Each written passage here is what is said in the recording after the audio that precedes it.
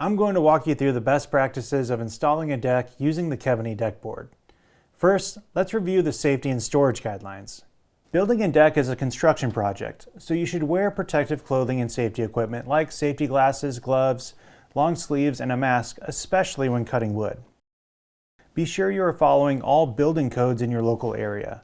Each project is unique, so determine the specific requirements of your deck before you begin installation.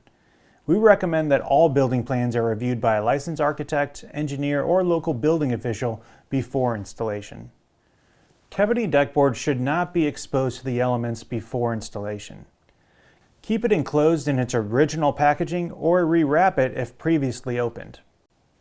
Kebony Clear decking doesn't require an acclimation period, so you can begin installing your deck right away. We recommend waiting no longer than 7 days before installing.